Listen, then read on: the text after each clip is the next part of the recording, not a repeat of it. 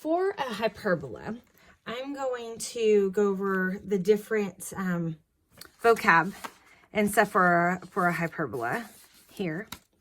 So in our textbook, they talk about a hyperbola having two different axes. So we have, so it has two axes of symmetry, two foci, two vertices. What that means is when you take this graph, if you are folding it, you can fold it in half on the middle. So we have one axis of symmetry. You can fold it top to bottom, where it would fold it in half. That's also another axis. Okay, so with all of that, what you get with a hyperbola is we have taken what we knew with an ellipse. So we would have this same ellipse that would be on the inside. We have separated it and we have flipped it to the outside. So a hyperbola has the same thing. There is a center, but the center is not within the actual graph. The center is like floating in the middle, not in the actual graph. Our focus is always within the curvature that we have. So in this case, instead of our focus being closer to the center from our vertex is where the graph is, the top point of our graph. Our focus is on the inside. So for our hyperbola, our focus is further away from the center, whereas within an ellipse, our focus is closer to the center than our vertex. And that will come into play in just a minute. So the way that the focuses work, the same. If you point light at one of the focus, it's going to bounce off to the other focus. So this is why they can use this in hyperbolic mirrors. They use that when you've got microscopes. I think about glasses. They have the curvature of the lenses of your glasses so that the light changes and then it focuses it into your eye.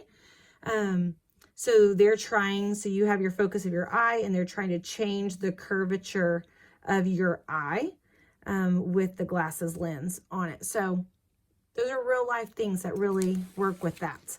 Okay. So another thing, so let's look at hyperbolas. So in this case, remember how we talked about, depending upon where a hyperbola is, where the equation of it lies, depends on what direction we go. So with a hyperbola, we can either have it opening left or right. So same, if we have that ellipse, we can either cut that ellipse down the middle and we can open it left or right, or we could cut it across horizontally and we could open it up or down. Okay, so we are opening our ellipse that falls inside two different directions, right? Which is why we can use the same numbers to figure out three separate graphs, okay? So in this case, whatever is being subtracted is the part of the graph that we are not going to use. So in this case, they have x squared over 16 minus y squared over 9 equals 1. So again, we go back to the questions that we ask ourselves. We have two squared terms, so we know what we're dealing with, one of the three conic sections. It is subtracted, so we are missing part of something, which means it's at a hyperbola. Because the y variable is being subtracted, we are removing the y-axis, so this will be a left and right hyperbola. So automatically we know that it's going to graph to the left and to the right. The a value, the largest value, or the value, remember the values have to go underneath their variable. So in this case, they've rewritten the 16 as 4 squared. So 4 is underneath the x, so the 4 has to go along the x-axis. Okay? The 3 is underneath the y, so the 3 has to go along the y-axis in this case. So it has made us this little box that we have. To graph a hyperbola, we graph our A, we graph our B, and then we make a box that connects all of them. Then we make these fancy little lines that go from corner through your center point to the next corner. Now, these have a special term and they are called asymptotes. These asymptotes also have a special equation because these are simply lines. So remember last chapter we learned that any line has a linear equation, which is y equals mx plus b. In this case, the b is the origin, so we don't have an origin on that one. The m, however, is our slope. Well, let's look at just this graph and see if we could figure out slope. We know that slope is rise over run, which is also y over x. So we need our y over our x value. In this case, it is also our b over our a because our rise from the center was 3, and then we moved over 4. So we go back. We have our b was our 3 and our a was our 4. So the equation of our asymptotes, one of them is going to be positive, one of them is going to be negative. The equation of your asymptote will always be y equals, and your slope will be b over a from your equation every single time. You can graph it and figure it out. The memorization part is that it's b over a x. So the slope for this line would be y equals 3/4 x. The slope for this line, the equation for this line would be y equals negative 3/4 x. So these asymptotes have an equation that goes along with it. Once you have your asymptotes graphed, then we take our vertices that are along the major axis for the one that we are counting. So we are not using our y-axis. We are only using our x-axis. And then you would graph your hyperbola from that vertices and then getting closer and closer to your asymptotes as you go along. Okay? Now, if we were to rearrange this and the y would be first, we would have used the top and the bottom of our graph. So let's look at this one. Just as a reminder, anytime on the top, just like we've learned in parabolas and circles and ellipses, when we add a number to our variables, it moves that center. So in this case, our center is not at the origin. Our center is at 1, 2, the point 1, 2. So we would start everything at 1, 2. We are subtracting the y term, so we know it's a left-right hyperbola.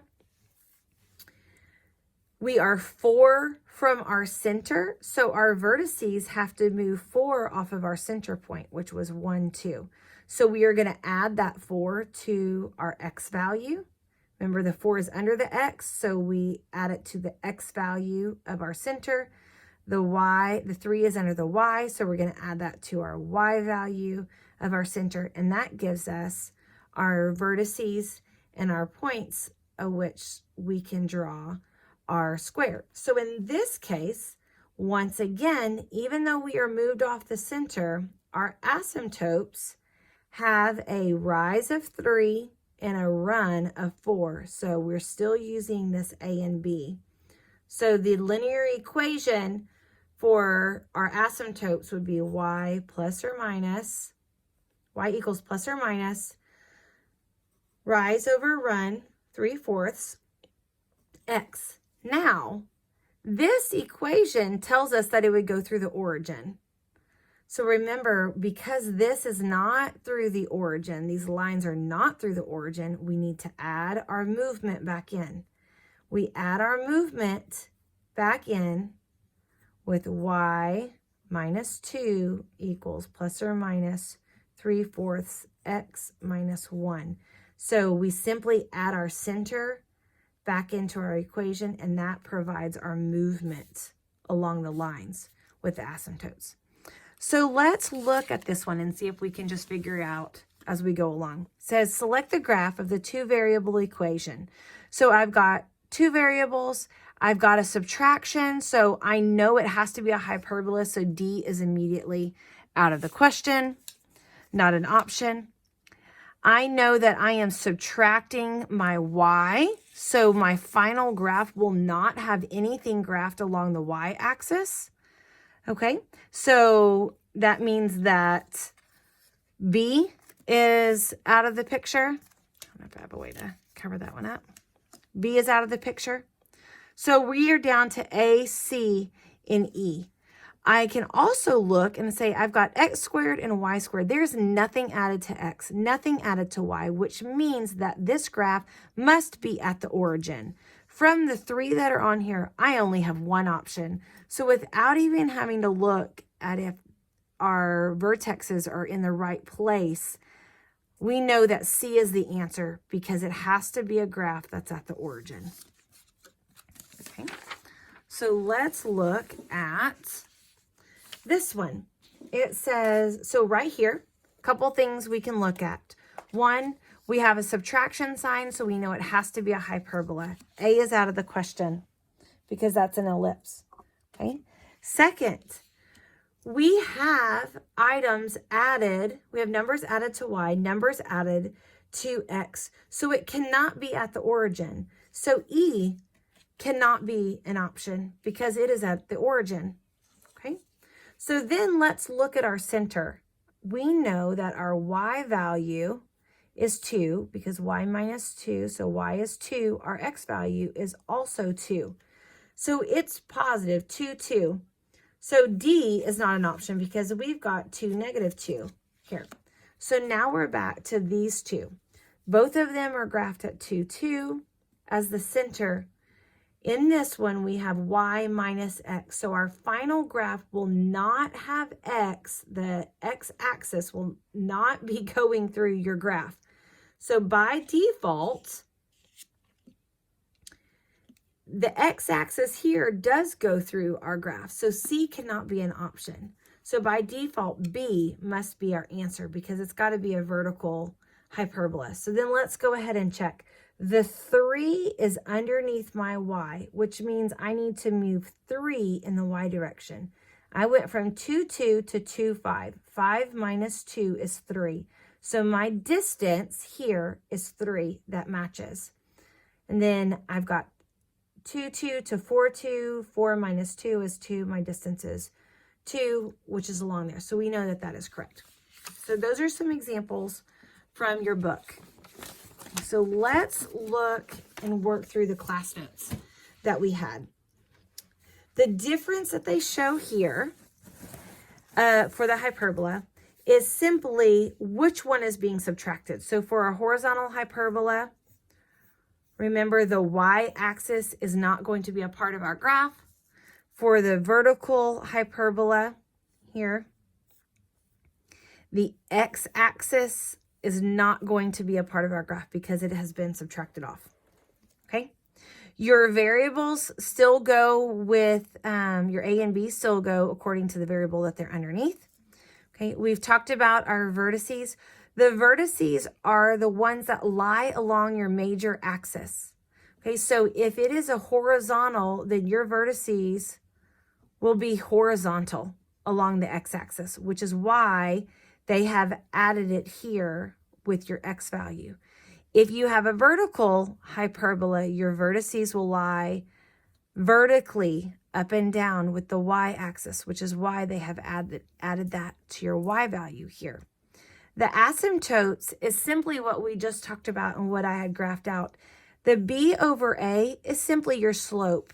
We found that our slope was our B over A. And then if you were at the origin, H and K would be 0 and they would be non-existent. If you were not at the origin, then you need to add H and K back in. It's plus and minus because you will always have a negative slope and a positive slope within them because you are making a box. Remember? Okay, now something fun. As we learned with ellipses, we learned that the formula for finding the foci within an ellipse was a squared minus b squared equals c squared. Okay. The formula for finding the foci in a hyperbola is a squared plus b squared equals c squared. Okay. So then you say, hold on, Mrs. Thomas, because that is the Pythagorean theorem. So how does that exactly work out? Okay, so I've graphed some stuff. We're going to go over this in a minute. But I have graphed our little box that we would have to graph a hyperbola here. And if I am having, let's look at if I have a vertical hyperbola. I think it's just easier. If this is my vertex, so I know that my hyperbola is curving. It hits the vertex and then it's going to follow the asymptotes along the line. I have my A value. I have my B value. And we know that this distance is C. One, we know it because if I was going to draw a circle, this was the distance formula that we learned with the circle. We also know that because of the Pythagorean theorem, a squared plus b squared equals c squared, and every coordinate plane is a right angle. All right? So think of it in this way. When you are dealing with a foci, with a hyperbola, the foci is within your curvature. So the foci is further away. So if we were to take this line and let me just measure that on here. We were to stretch it out, it would then lie within the curvature. This distance, if we stretch it out, would lie within the curvature, which makes sense. Okay. However, when we had an ellipse, if we use the same term, if we tried to put this line within, it would not fit. And we know on an ellipse, the foci has to be inside the curvature. So it makes sense that we subtract the numbers so that our line gets shorter and could therefore fit within our ellipse. But for a hyperbola, we add our A and B, we add our two legs so that we have the full amount so that it goes past our vertex and it can lie within our curvature. So that's a good way to remember the difference between a squared minus b squared equals c squared and the a squared plus b squared and which one goes. This one, the adding gives you a longer leg. It will be longer than any of your other legs, so it will be past your vertex. Subtracting gives you a shorter leg. It will lie closer within your vertex, okay? So back to working through these. So when we have a equation and they go ahead and give it out to us like this, okay? We want to make it 1, so we're going to move that 25 over, which gives us y squared over 25, which we've rewritten as 5 squared, minus x squared over 1 equals 1. So automatically, I know I'm starting at the origin. I know that it is a vertical hyperbola because I do not want the x to be any part of my, my final graph, to go through my final graph. I've got to go 5 along the y-axis so I can make my dots. So that makes my vertices at 0, plus or minus 5, 5, and negative 5. I know I'm going 1 along the x-axis, so I start from my origin, 0, 0. I'm going to add the 1 to the x form, so I've got plus or minus 1 and 0. So that gives me this tall, skinny box, okay? So I draw my asymptotes through the middle, and these have a slope. The slope is rise over run. So I've got 5 and 1. So my slope is plus or minus 5. So the two asymptote lines would be y equals negative 5x and y equals 5x. And then we would go ahead and graph within here, okay? To find the foci, we would take 5 squared plus 1. Okay, so a squared plus b squared, so we would have 25 plus 1 equals 26.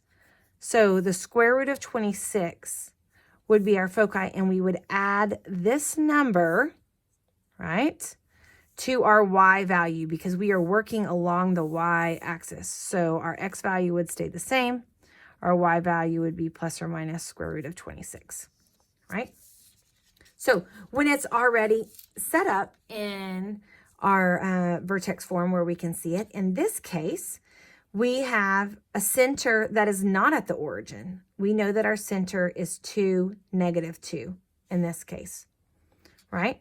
We are moving 4. We have a 4 here, which is really 2 squared, and 16 is 4 squared. So remember, we want to have them in squared terms. So we would move 2 along the x-axis, 4 along the y-axis. However, I am subtracting the y. I do not want the y to be in my graph.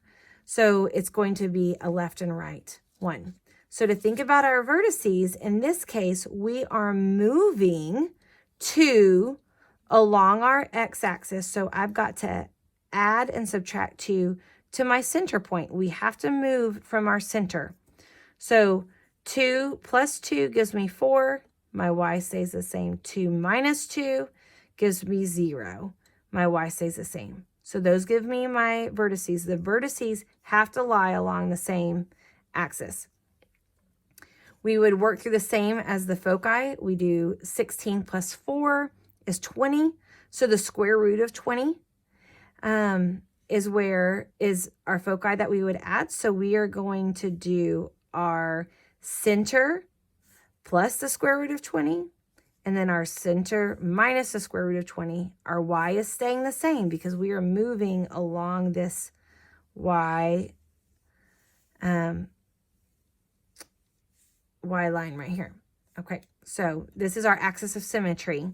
Since we're moving along it, then our y is always staying the same. Our center, our vertices, and our foci y should all be exactly the same if it is a left-right hyperbola.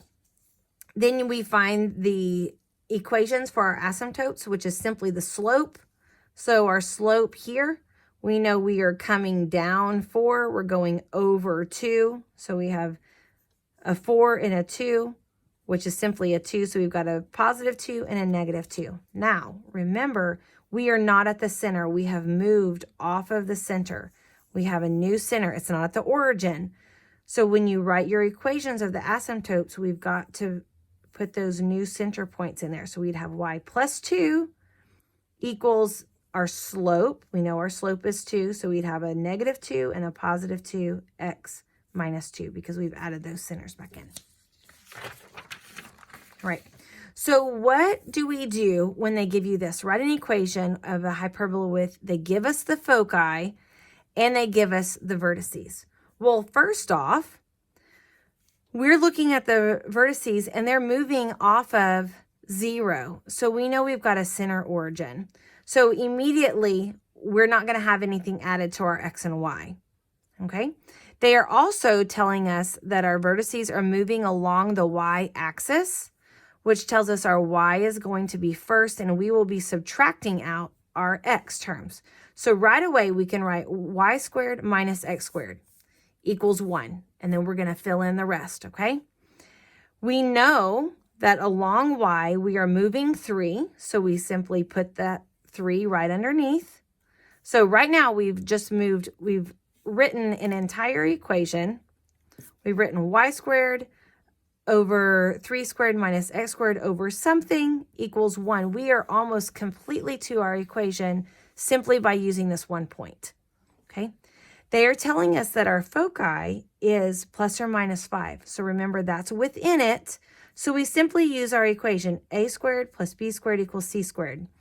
Okay, so we know a, that's 3 squared, which is 9. So 9 plus something equals, they told us what our c is. Our c is 5. So 5 squared is 25. So 9 plus b squared equals 25. Fortunately, this means that b squared equals 16, so our b equals 4. So we would be moving 4. We're going to put 4 in. There, 4 along the x-axis. Okay. So then to graph this, we started our center. We moved 3 along the y-axis, 4 along the x-axis. We're going to draw our box. Okay. We put our asymptotes through the center, in the corners. We are not having x as part of our graph. So this graph goes top to bottom. Okay. So then that would be your graph. There. Our asymptotes do go through the origin, so we would not add anything to x and y. And our slope was simply rise. It has to be the y. In this case, it's first, so make sure you always find that y. Y over x, rise over run, so 3/4. So we've got a positive 3/4 and a negative 3/4. Right? So let's go down and look at this last one. What happens when it says, write the equation in standard form, and they have given everything to you written out? We are going to first group all of our x terms. So I've done 4x minus 16x. So I've moved these over. Then we're going to group our y terms. Negative y, remember the sign has to go with it. Negative y minus 4y. Then we're going to move our 4 over, equals 4. In this case, we're going to complete the square twice. The problem is that the first term of my x squared is 4, and it has to be a 1 to be able to complete the square. So we reverse distribute that 4 out. We've pulled the 4 out, so now I have 4x squared. Now, when I pull a 4 out of a negative 16, it leaves me with a negative 4. So don't get lost whenever you're pulling these out. Don't lose your signs. Okay? And we have a space. We're about to fill that in. In this case, we have a negative in front of our y. So we are having to reverse distribute a negative 1, which means when I pull a negative 1 out of this negative 4, I now have a positive 4 on the inside, and then a space that I'm going to fill in. So we look at half of 4 is 2. 2 squared is 4. So I'm adding a 4. But am I really adding a 4? Nope. I'm adding 4 times 4, which is 16. So I put a 16 on the right side also. In this case, half of 4 is 2. 2 times 2 is 4. But did I add a 4? Nope. I have a negative 1 times 4. So I have a negative 4. I need to put a negative 4 on the right side. Okay? So now, as we rewrite, we've got 4x minus 2 squared. This is still a minus y plus 2 squared equals, our 4 cancels out, and we get 16. Now, we need a 1 on the right side. So we're going to divide by 16, divide everything across. So what we really got was 4 over 16, which I just went ahead and reduced, because 4 goes into 16 4 times. So I have x minus 2 squared over 4 minus y plus 2 squared over 16 equals 1, right? If we were to graph this, we would know, 1, it's a horizontal because I am subtracting the y out, okay? It does not start at the center. Our middle point here is going to be 2, negative 2.